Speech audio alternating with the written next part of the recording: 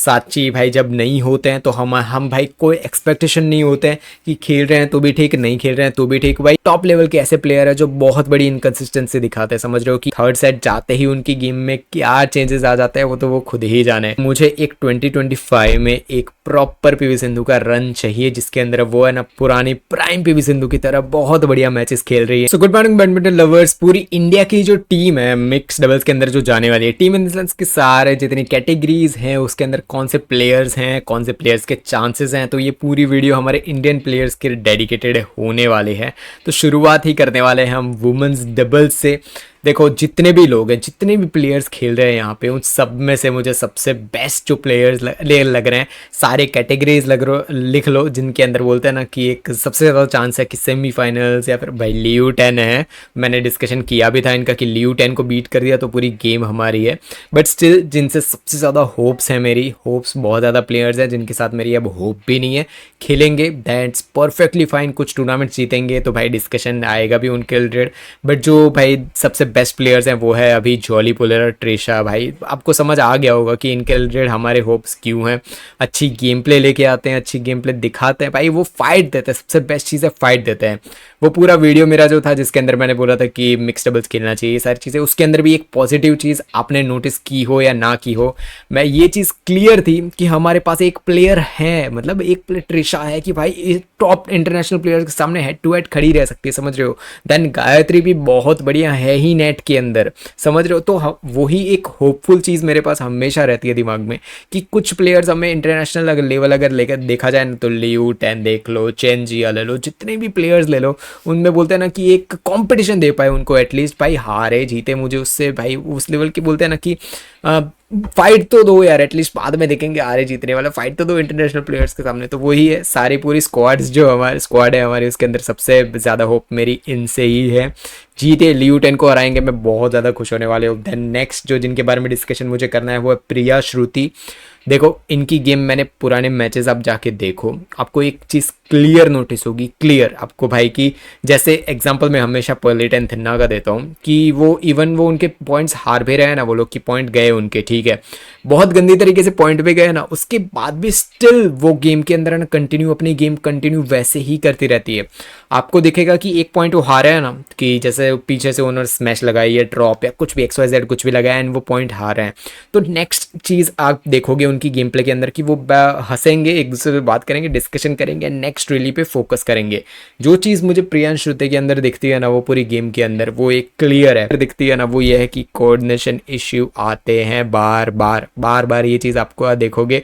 इसके बारे में मैं डीप डिस्कशंस भी कर सकता हूँ, बट मैच फिनिश होगी बाद में, ये मैच पहली होगी, उसके बाद में क्लियर आपको एक एक पॉइंट्स डिस्कस करूंगा कि मैं किस बारे में बात कर रहा था, वरना अभी बात करूंगा तो कंफ्यूज आप भी हो जाओगे एंड जो क्वेश्चंस आप भी पूछोगे ना, तो भाई पुराने मैचेस मुझे खोलने पड़ेंगे कि ये 21 पॉइंट पे ये था वो था। तो ये पूरी मैच फिनिश होती है, उसके बाद में आपको क्लियर पॉइंट वाइज चीज़ें बताऊंगा कि किस चीज़ के बारे में डिस्कशन कर रहा हूँ। तो जीतेंगे, दैट्स परफेक्ट थिंग। उनकी मैच भाई देखो क्लियर है कि भाई वो जीते हारे, उसके बाद हम डिस्कशन के रिलेटेड करेंगे। नेक्स्ट बात करते हैं मिक्स डबल्स की। इसके अंदर असित एंड अमृता है, इनका एक वीडियो बहुत ज़्यादा वायरल हो रहा है, चेंटो के सामने उनकी मैच थी उसके रिलेटेड। बहुत जो लोग वो कर्मा के रिलेटेड डिस्कशन कर रहे हैं, वो वीडियोस भाई आप देखो इंटरनेट पे, अगर आप हो बैडमिंटन को फॉलो करते हो तो इनकी वो वीडियो बहुत ज़्यादा वायरल हो रही है गेम प्ले के बीच वाली। तो डिस्कशन वो मैं नहीं करूँगा, वो पुरानी मैच है वैसे। बट देखो यार मैं कैरोना मरीन का एक पूरा डेडिकेटेड वीडियो एक पर्सन ने डाल रखा है कि कर्मा मिला है उनको, ठीक है, कि वो उन्होंने आज तक ये किया है वो किया है, दिस इज़ बैडमिंटन नाम से चैनल है वो।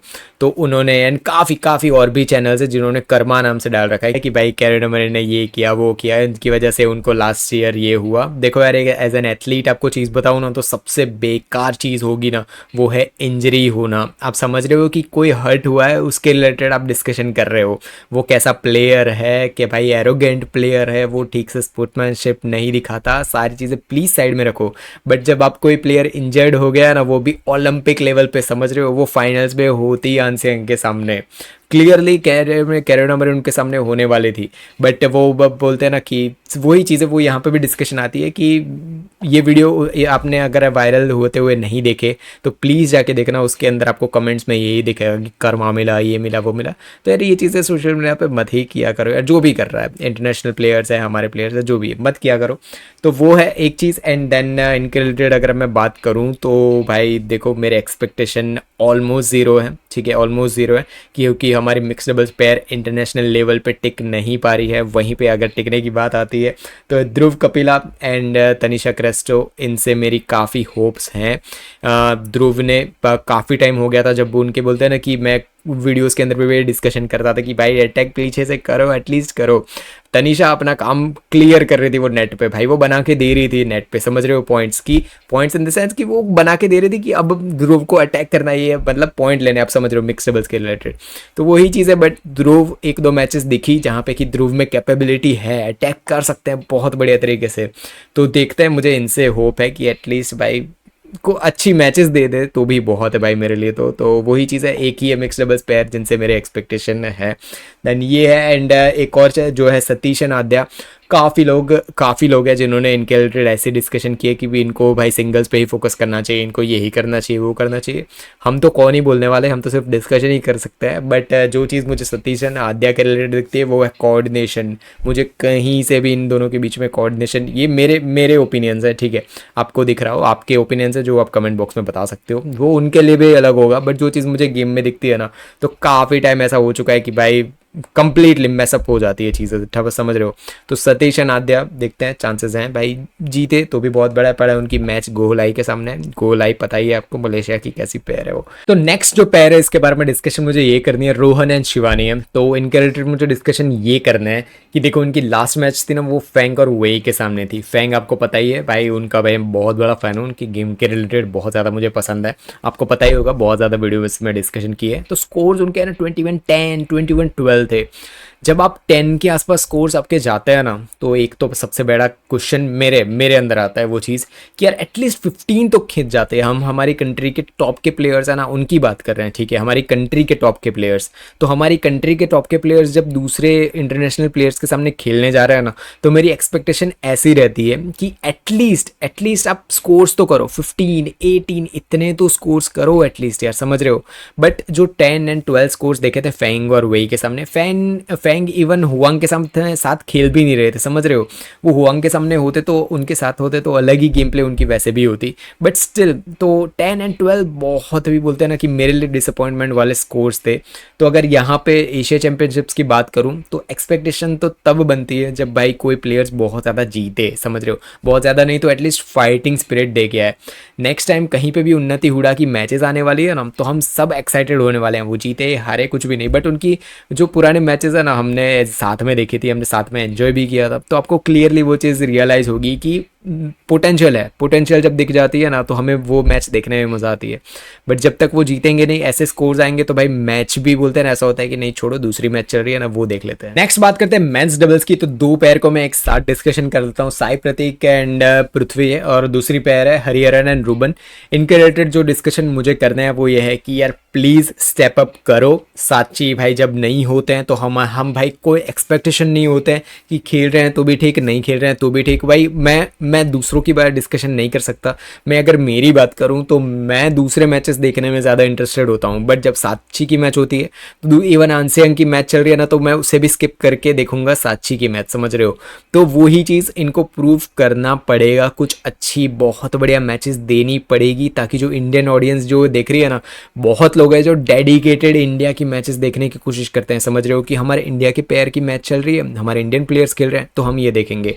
तो उनको वो चीज़ प्रूव करनी पड़ेगी कि यस साची के बाद हम हैं भाई, हम संभाल लेंगे ये सब चीज़ें। क्योंकि जो जब इंजर्ड हुए, अब समझ रहे हो, इंजरी प्रोन काफ़ी टाइम हो गया कि दोनों प्लेयर्स चल रहे हैं हमारे, इंजर्ड हो गए तो उसके बाद कोई है ही नहीं, हमारे नॉमिनेशन आगे कोई है ही नहीं, कोई खेलने वाले है ही नहीं, समझ रहे हो। तो बहुत बढ़िया चांसेस है इनके पास कि साची नहीं है यहाँ पे, कुछ बढ़िया मैचेस दो या तीन मैचेस अच्छी खासी दे दो। दोनों पेयर के रिलेटेड डिस्कशन कर रहा हूँ, तो अगर आ गई भाई बहुत ही मजा आ जाएगा। तो यही इनके रिलेटेड डिस्कशन था। नेक्स्ट बात करते हैं मेन सिंगल्स की, जिसके अंदर है Lakshya Sen, Kiran George, then Priyanshu Rajawat and Prannoy HS. Pranav HS को मैं ये बोलते हैं ना डिस्कशन से थोड़ा बाहर रखता हूँ, उनको डिस्कशन करते हैं 3 प्लेयर के रिलेटेड जो है Lakshya Sen, Priyanshu Rajawat and Kiran George.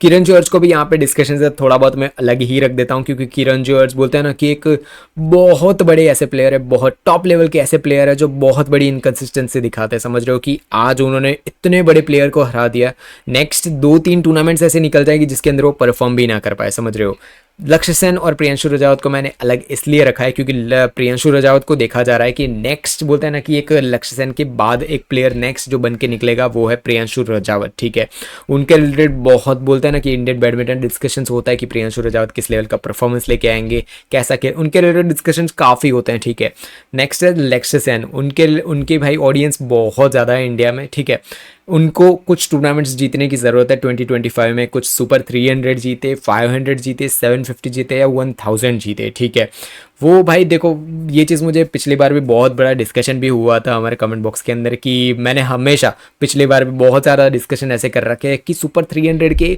1-2 super 300 लक्ष्य सेन को खेल लेने चाहिए कि वो जीत जाए ना, उनमें कैलिबर तो है ही, तो उसे जीत जाएंगे ना वो, अगर वो तो भाई वो कॉन्फिडेंस जो थोड़ा बहुत डगमता गा था वो दिख रहा है ना ओलंपिक्स के बाद से लक्ष्य सेन के गेम प्ले के अंदर, वो वापस आ सकता है। उनको 1-2 सुपर 500 भी खेल लेनी चाहिए, सुपर 300 मतलब 1-2 टूर्नामेंट्स ऐसे खेल लेनी चाहिए जहाँ पे वो जीत जाए।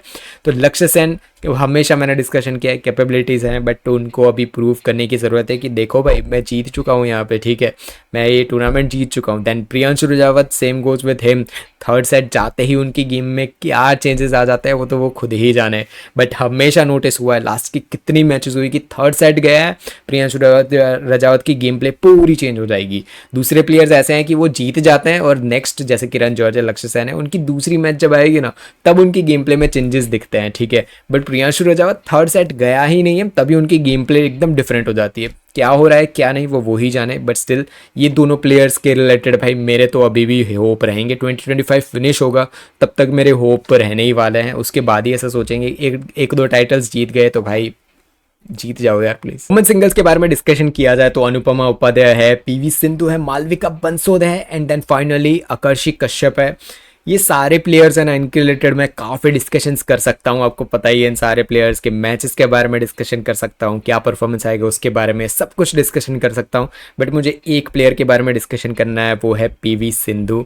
देखो यार इंजरी से वो बाहर आ रही है, ठीक है, वो सब चीज़ें हम समझ रहे हैं सारी चीज़ें, बट मुझे एक 2025 में एक प्रॉपर पीवी सिंधु का रन चाहिए जिसके अंदर वो है ना पुरानी प्राइम पीवी सिंधु की तरह बहुत बढ़िया मैचेस खेल रही हैं। ठीक है, अपना जो फायर बोर्ड ऑन करती है ना, उनके पुराने मैचेस देखो यार क्या बढ़िया। मैंने अभी जो बोलते हैं ना कि शॉर्ट्स वीडियोस डालता हूँ ना इंस्टाग्राम पे, उसमें पीवी सिंधु वर्सेस टाई ज़ुयिंग के मैंने शॉर्ट्स डाल रखे, उसके अंदर मैं पूरी मैच देखी, उसके अंदर भाई साहब कितना प्यारा वो कोर्ट में मूव कर रही है, कितना फास्ट मूव कर रही है कोर्ट के अंदर, इवन वो डाइव कर रही है, समझ रहे हो, डिफेंड करने के लिए पीवी सिंधु। तो मुझे वो मैचेस 1 या 2 मैचेस ऐसे 2025 में देखने हैं पीवी सिंधु के, उसके बाद है ना बोलते हैं कि वो मन मेरा हो जाएगा कि यस फाइनली ओके अब पीवी सिंधु जीते हारे सारी चीज़ें सेकंड थिंग है, बट मुझे 1-2 मैचेस पीवी सिंधु की देखनी है कुछ भी हो जाए। एंड बाकी दूसरे वुमेन सिंगल्स के रिलेटेड डिस्कशन किया जाए तो Anupama Upadhyay, Aakarshi Kashyap, then Malvika Bansod, someone has to step up, बाहर उनको भाई आना पड़ेगा कि मैं आ चुकी हूँ। जैसे वो मैंने मेन सिंगल्स के बारे में बात की ना कि प्रियांशु रजावत को देखा जा रहा है कि नेक्स्ट पर्सन लक्ष्य सेन के बाद,